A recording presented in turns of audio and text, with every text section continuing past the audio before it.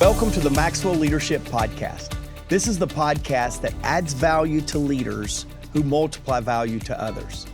My name is Mark Cole, and today Chris Goede and I will begin a new series where John Maxwell will teach on 10 leadership landmines, and then Chris and I will begin to walk through, perhaps painfully, how we have stepped on those landmines and give you some application that I know will help you.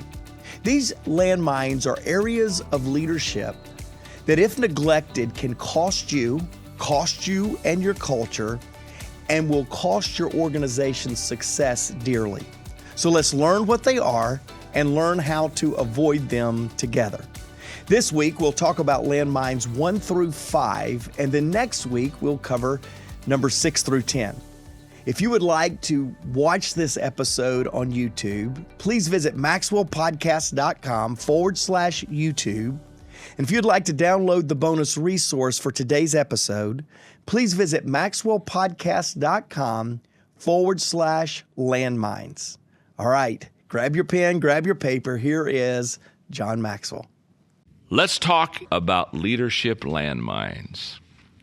There are some things that I've been wanting to talk about for a period of time, and this is one of them. In fact, I've been sitting on this subject because, as you know, I'm continually writing, and usually have 4 to 6 books at a time I'm working on, just cultivating the ideas, trying to crock-pot them. And this is one of them. This is going to be a book. I'm not sure if it's going to be a book in 2 years or 3 years or 4 years, but this is going to be a book. Because I constantly see leaders. I'm talking about the best leaders. I'm talking about leaders who are successful. I'm talking about leaders who are already there. They're building their companies. They're building their organizations. They've got a great team. I'm talking about sometimes the best of the best who all of a sudden get blown up. And I just look at them and I say, oh my goodness, what happened? Why did they do that? How could they be where they are and violate this law or this principle in such a way that they're losing money in their business, or they're having to back up and start all over again? It always bothers me, so I've been working very hard on landmines that leaders sometimes step on that blow them out of the picture. Just take a moment. If you look in the beginning part of the lesson, the first paragraph, many leaders never achieve their potential because they're blown up by problems that they never see coming. And our desire is to learn the most common leadership pitfalls in this lesson and how to avoid them. I could first of all tell you that everything I'm going to talk about today at one time have stepped on one of these landmines, okay? So you're listening to an injured leader, okay? You know, if you could see me, I have both arms in slings, you know what I mean? I just come out of traction. Now, in other words, we all at times step on landmines. And I can remember when I first started, as you know, I started off as a pastor in Hillham, Indiana, a little country church. And I'll never forget, they had a real little lobby. Well, the church only seated 85, so it has to be a little lobby. It's kind of like a phone booth, okay? Now, get the picture. And there's this ugly painting on the wall in the lobby. And the first thing I thought when I saw this, I thought, oh, that's an ugly painting. I just thought, who would want an ugly painting there? I mean, who would put an ugly painting there? Who would keep an ugly painting there?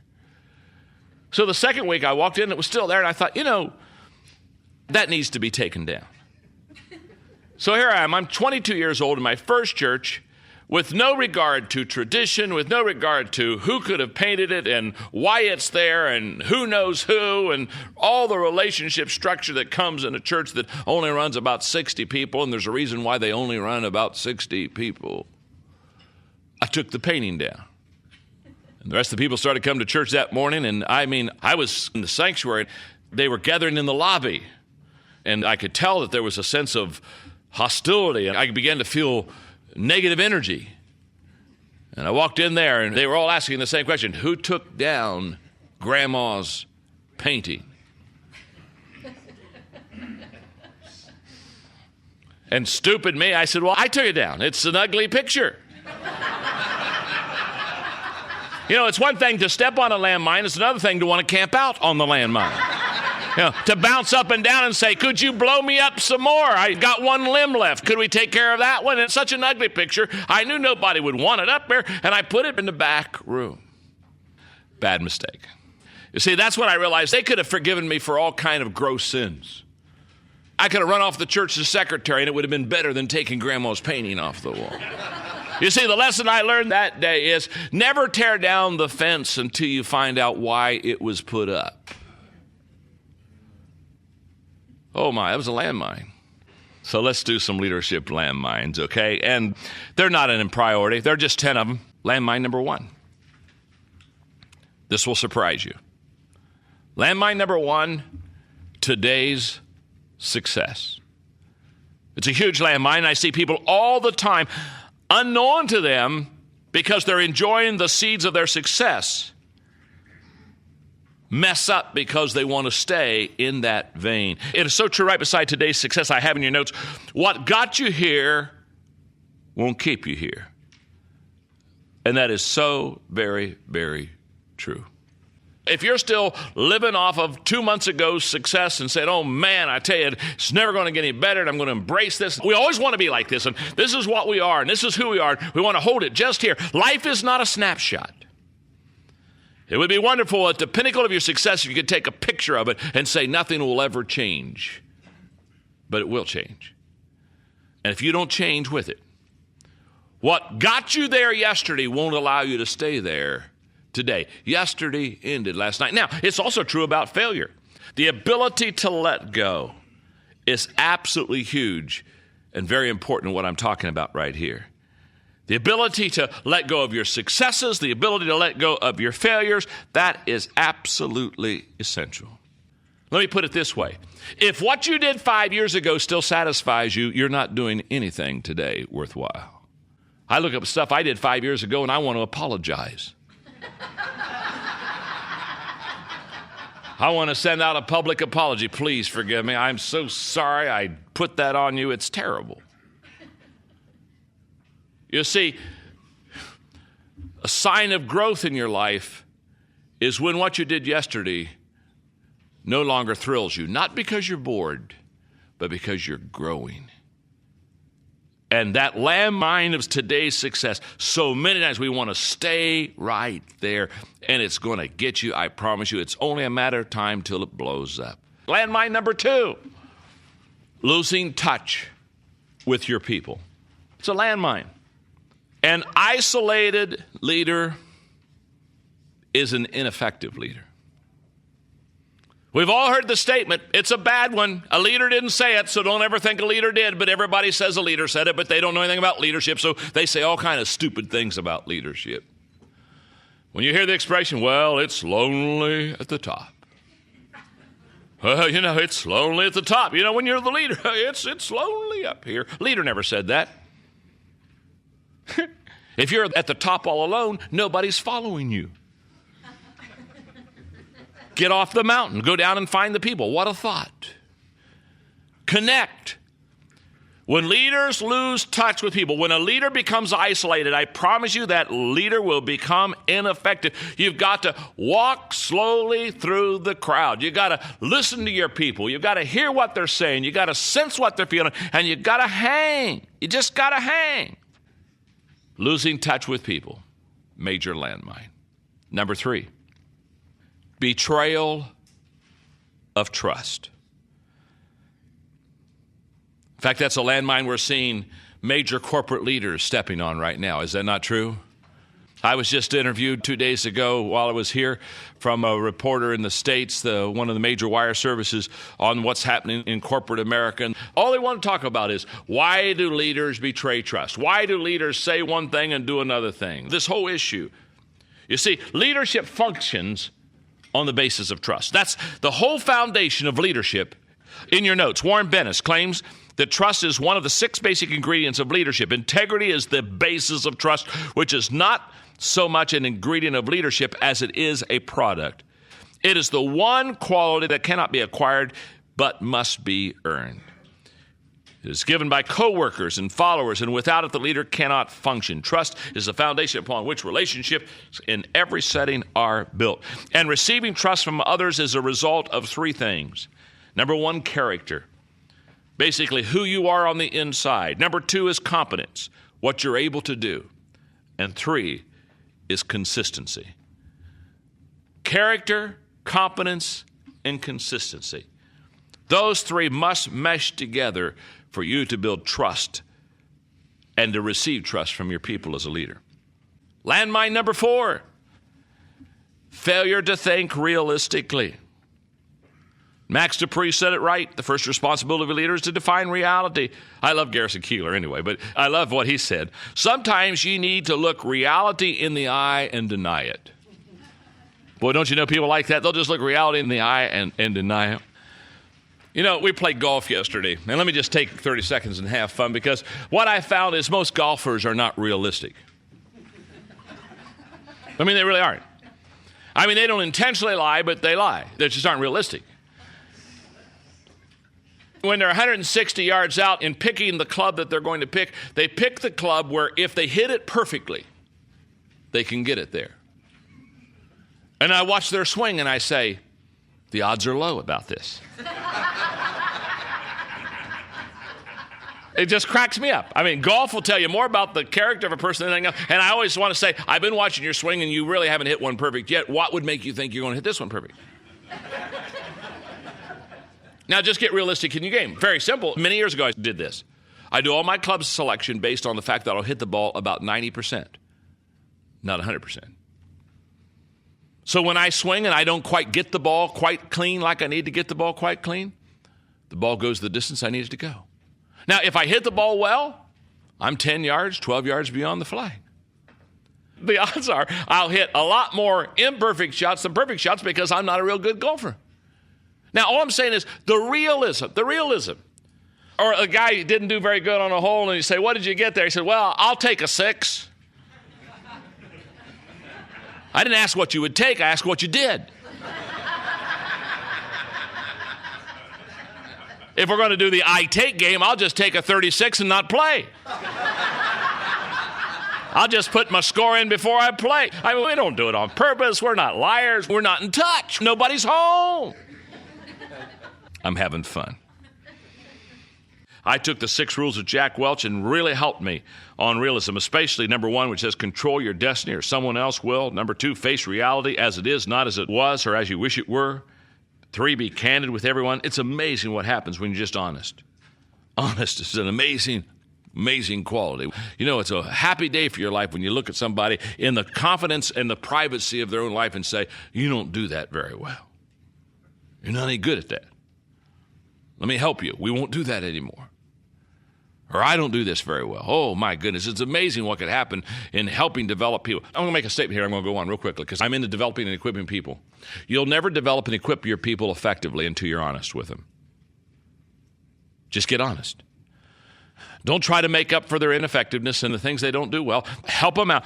Don't manage, lead, change before you have to. It's just some great stuff of Welch's. Okay, landmine number 5. Poor timing. Poor timing. This was an easy one to step on because timing is very difficult to understand. In your notes, the difference between a home run and a long foul ball is timing. Just a timing issue. It's not a power issue. The proverb writer says, make hay while the sun shines. That's smart. Go fishing during harvest. That's stupid. It's a timing issue. The wrong action at the wrong time equals disaster. Oh, I've seen that. And the wrong action at the right time equals a mistake. The right action at the wrong time equals resistance. And the right action at the right time equals success. You got that? There are 3 seasons of timing that every leader needs to understand well.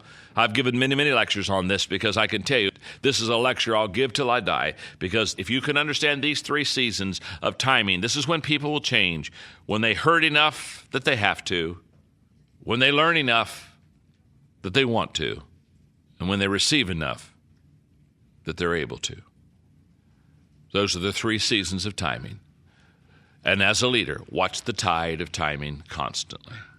Seek advice from successful leaders, those who are especially seasoned or mature. In my seeking advice from the people that I seek advice from, I seek more advice from the timing of the decision than the decision itself.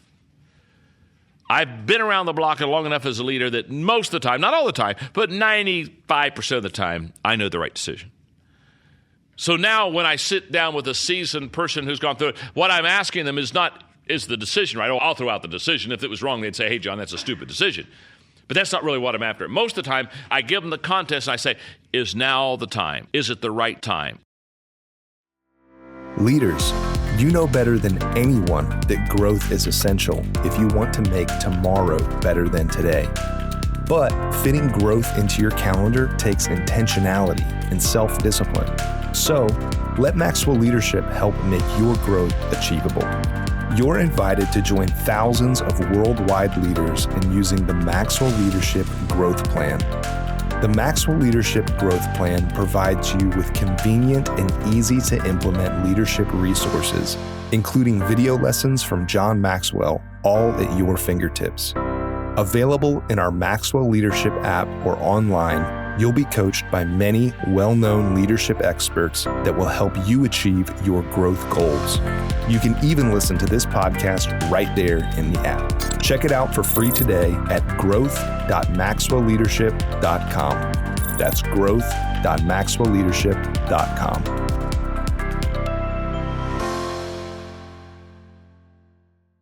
Hey, welcome back. I was laughing, Chris, as John talks about he walks with a limp because of stepping on every one of these landmines. And to be honest with you, my edification, my encouragement today was to realize that John Maxwell stepped on landmines too, because Chris, you and I, our leadership, getting to be in the leadership iconic organization of John Maxwell, we step on landmines.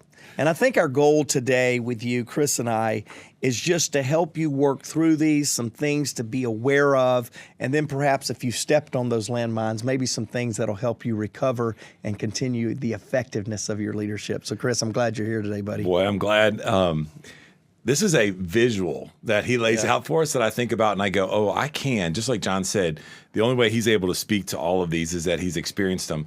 And I love the visual of landmines because as leaders, we make progress and then unintentionally, maybe intentionally, sometimes we blow things up. Right. Yeah. And oftentimes we get hurt and we have a limp from them. And so super excited to just jump in. I want to let our audience know, those that are watching us on YouTube, Mark and I just had a little conversation before we got started and said, man, there's so much meat here. It's a great lesson from John. Where do we camp out? Because we could talk about each one of these. We could. And so we just picked two of them that we're going to dig into and just share some personal experiences. I'm going to ask Mark to share more of his personal experiences than mine. And then I'm just going to moderate this and then step out stage left. But the first one that we both agreed on, and I want to share this, and this is just kind of in our DNA, is the first one where John talks about, hey, we want to make sure that today's success doesn't really keep us from moving forward. We like to talk about it as complacency around here. Growth is one of our top values. And so what are we doing to continue to challenge ourselves and to grow?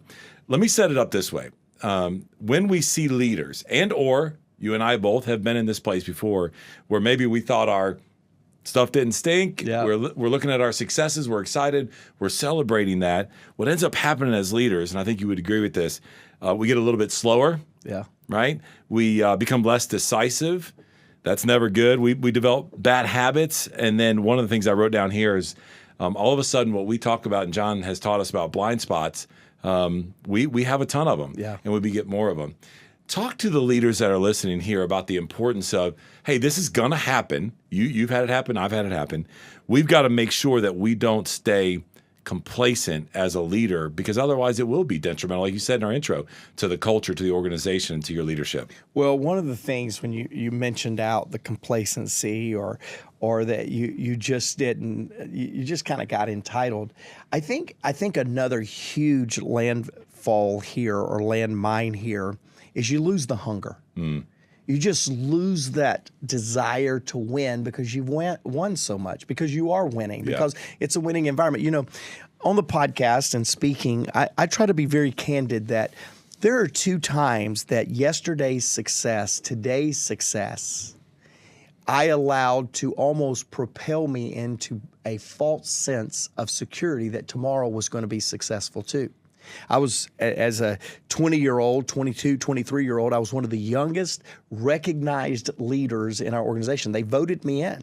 And I allowed myself to listen to everybody else's perception of me and lose my own perception of myself. It was a landmine that success was a liar to me. My perceived effectiveness by those around me made me believe the external visual part of my leadership was more important than the internal. Yeah. And I talk about it all the time. Every time I hold up a book and I say, Developing the Leader Within You 2.0, because I stopped developing myself because I was growing and being recognized in that growth. The second time that I would come to that is I've been John Maxwell CEO for years, double-digit growth, 525% growth over the first 6 years as CEO. And you kind of get into that coasting and lose a little bit of that hunger. I didn't stop developing myself on the inside. I've been there, done that, learned that lesson. Challenge is I've stepped on another landmine. Does that mean I've blown up both legs? I'm not sure. It's a different reason. It's a different cause, Chris. But leaders, today's success will stop you from growing and stretching till tomorrow if you're not constantly growing, if you're not constantly challenging yourself. The last 3 years for me has been a wake-up call that just because I was successful as somebody else's CEO does not give me an automatic hall pass to success as my own, my company's CEO. Right. There's a different skill set.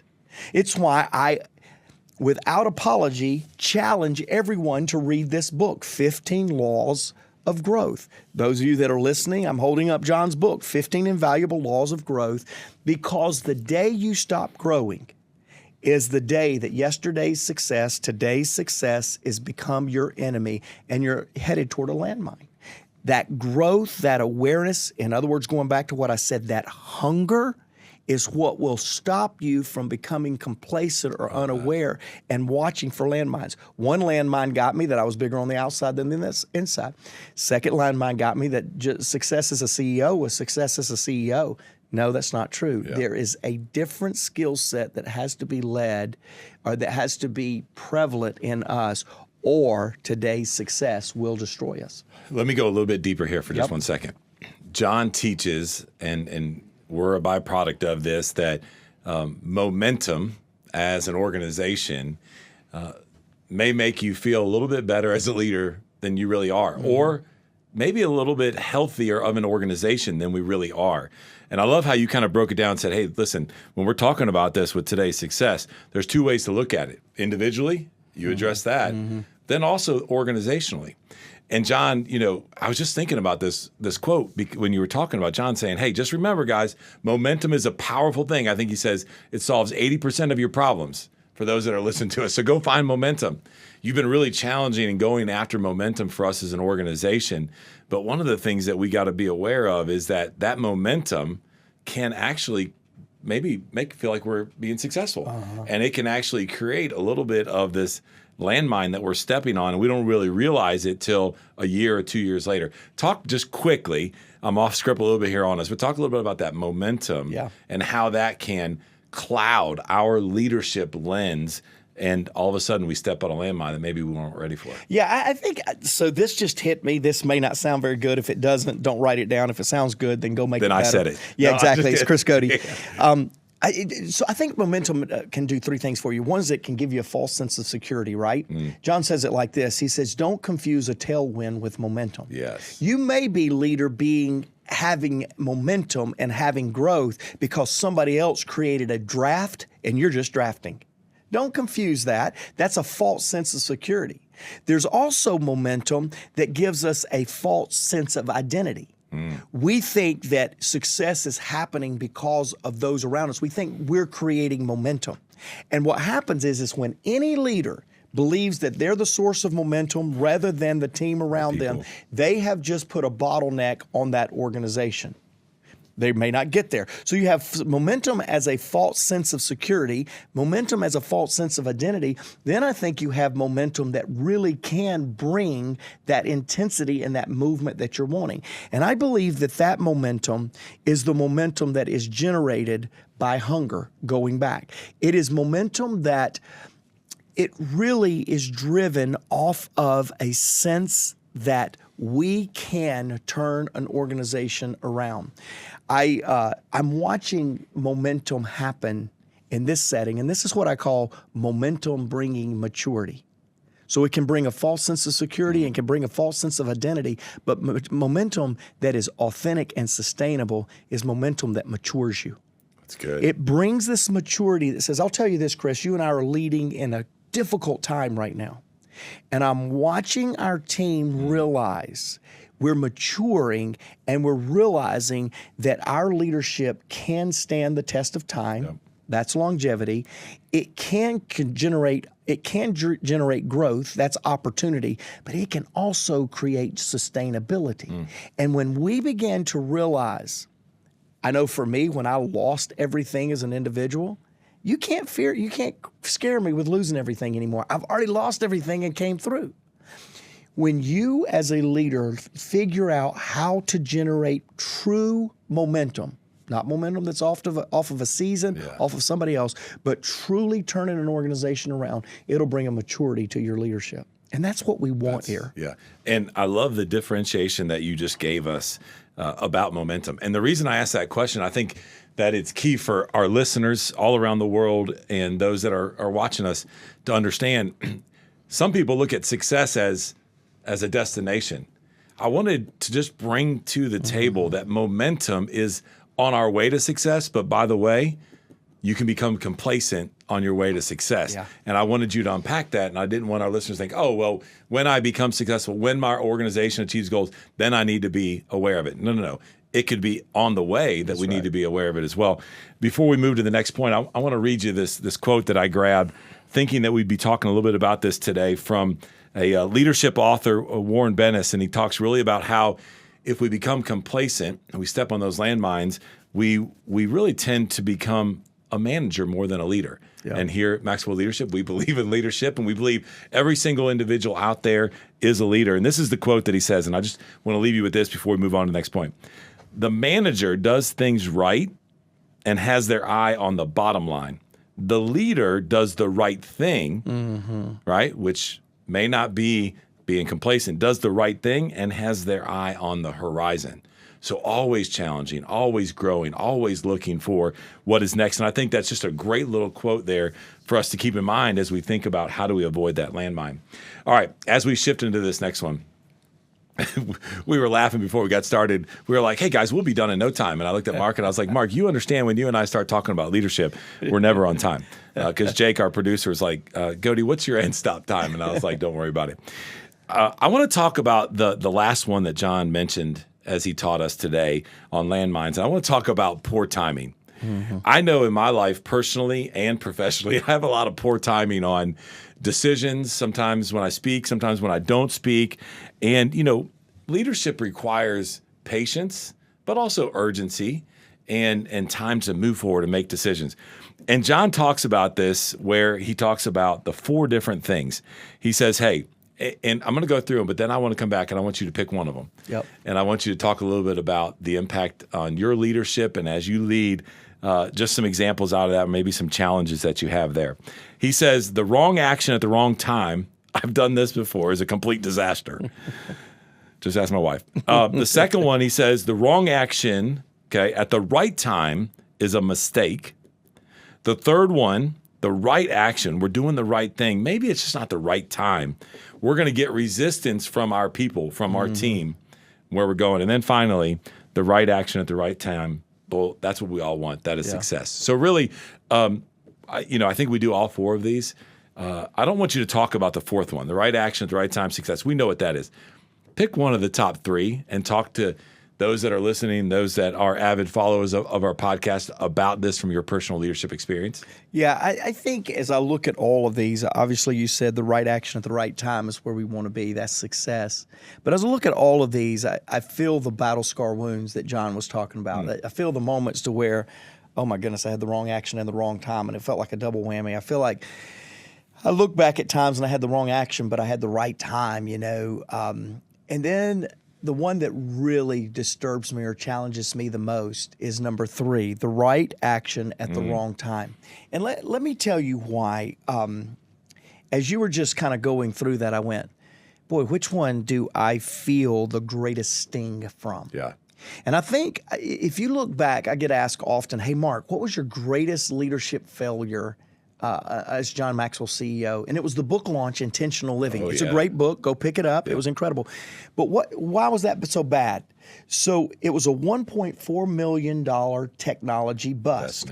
We put the book was there. The book was good. We wanted to make technology drive this 30-day window of doing good for the world around you, be intentional with it. And we literally never got it off the ground. And we promised the world, we promised our coaches, and it was 1.6. But I'll tell you, the lesson was not the $1.6 million. The lesson was not a failed book. The book's still there, still doing good. The challenge was when I realized I let technology and systems drive vision rather than serve vision.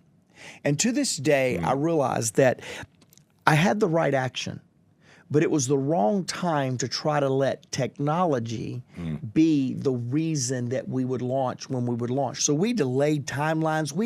Speaking of the right action, but the wrong time, we allowed timing to be developed, not by the vision, not by the market need, but by the systems and processes that we put into place.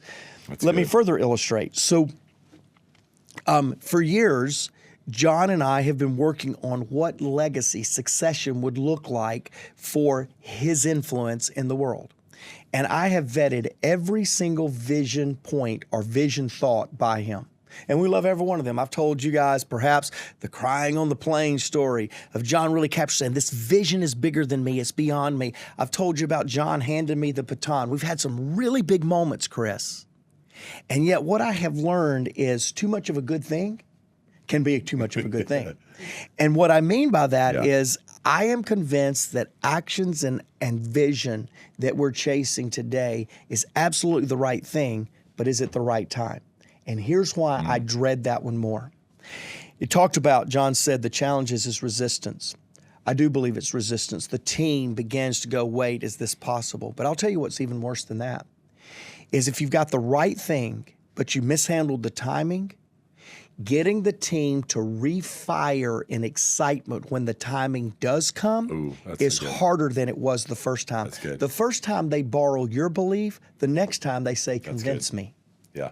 And it's much harder to let people borrow your belief in your vision than it is to convince them that this time now is the right thing. And as I look forward to our next 3 to 4 years, Chris, my greatest challenge is not the right actions. Man, we got a great thing going. We got great team, great enthusiasm, great momentum. The challenge is going to be when we begin to institute some of the things that was the right thing but at the wrong time. Instituting them again is going to be double work on us as a leader, because reigniting people to get a vision the second time is harder than it was the first time.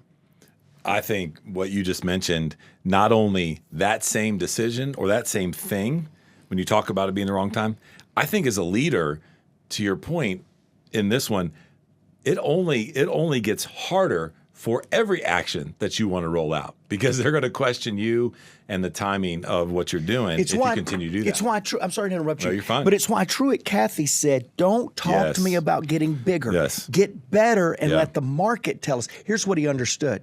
It is so much better to let the market determine when we get bigger than our business plan determine when we get bigger. Because somewhere along the way, I guarantee if he was alive and we were to ask him today, somewhere along the way, he had the right idea, but the wrong time. And he realized to get the right idea reignited for the right time was harder on the team. It's why my friend David Green, Hobby Lobby, said, man, there was a time to where I made a decision. I'm going to ask myself the importance of this decision 70 years from now. Picture that. Imagine me and you wondering today, what is going to be the impact of the decision we're making today 70 years from now? Most leaders don't think like that. They go, what will be the benefit on the 15th or the last day of the month when I get a payday? What will be the benefit to driving the bottom line? But these great leaders, they get this unbelievable awareness that timing is so important, not just having the right idea, but the timing of how to implement and drive toward that idea is super important. I think to make it as simple as I can, I think about the what, the how, and the when, right? They're going to get the what, they're going to understand the how, but man, that when as leaders, to your point, if you really don't dial in on that, you really have a chance to make or break a organization. So I'm not sure. Take a couple minutes. I'm not sure if I'm super excited about next week or not. I've got 5 landmines, John. Thank you very much. I'll check out. I don't think I need more, but honestly, podcast family, podcast listeners, you do want to come back for part 2 because John's going to give us 5 more landmines, leadership landmines that we need to be aware of as we lead our teams.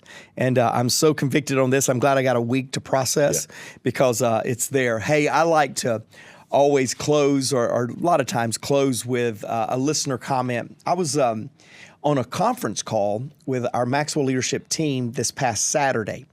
And the first caller that came in, I teach a little bit and then we open up for Q&A. And the first caller said, "Hey, Mark, it's Micah." Well, I remembered Micah from about a month ago being on a call with him. And he said, "Hey, still listening to the podcast."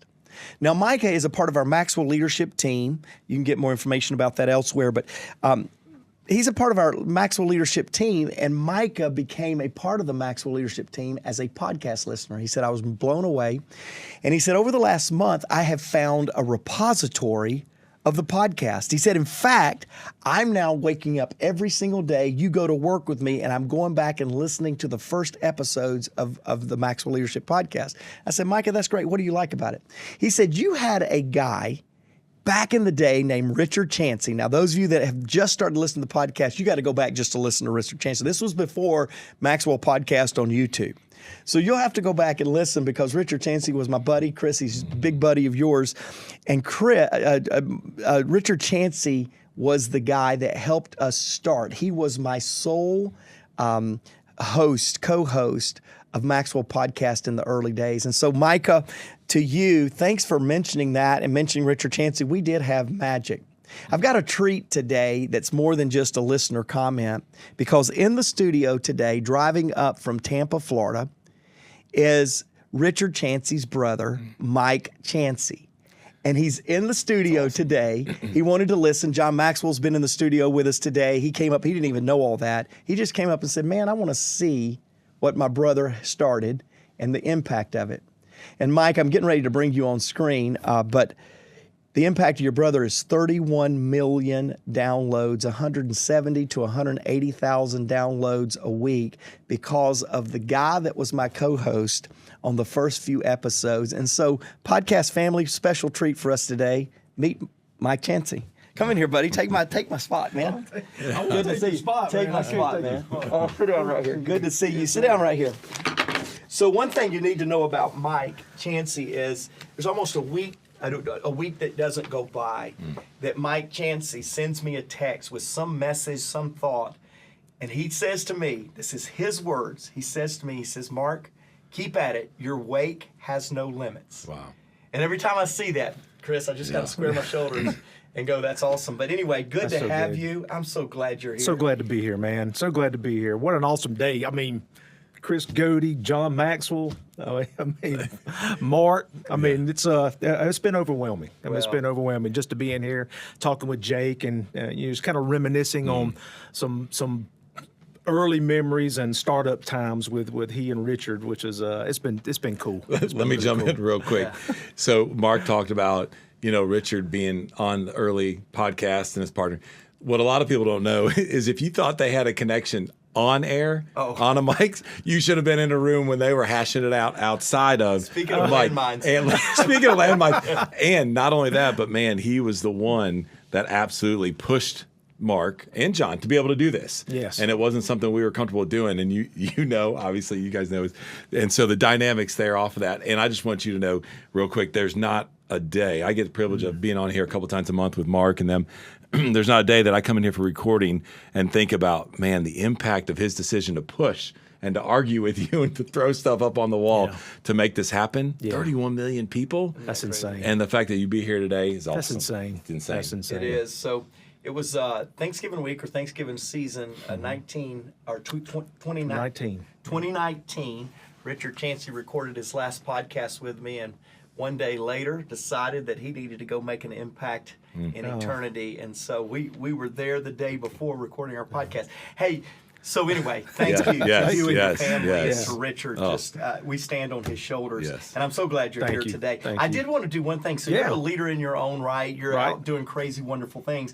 And you were telling me earlier that you're getting ready to use 5 levels to help some regional leaders in your company. Tell me a little bit what you're telling me. I work for a fantastic organization called Wawa, and my leader, who has really impacted me in his leadership skills, tasked me with actually leading a group of assistant general managers for the region. So there's about 15 of these young people, these young leaders that are coming in. And so as I'm putting together this format of what we want that to look like with me and 3 other leaders that are helping lead this this segment, is one of those segments was, how can we impact these guys as leaders? I mean, they're young people. I'm talking in their early 20s. Sure.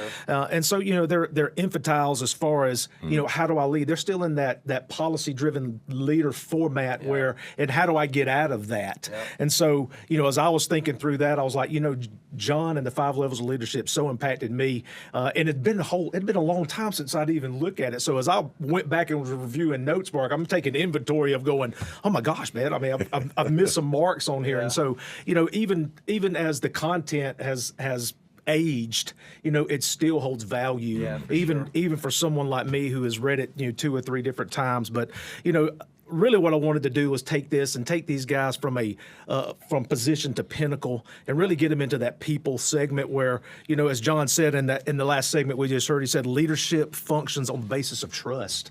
Right. And I love that. And it's up to me as a leader in this company for these young people to trust and to hear that truth and to come through that. So, you were telling me that. And then Chris Goede over here, and I told him right before we went on today. And Chris, what did you tell him you were going to do? I walked in and they're talking about 5 levels. I said, I'm in. He's like, what do you mean you're in? And I said, I'll come speak to your company. Like, I just love it. You know how passionate I am about it.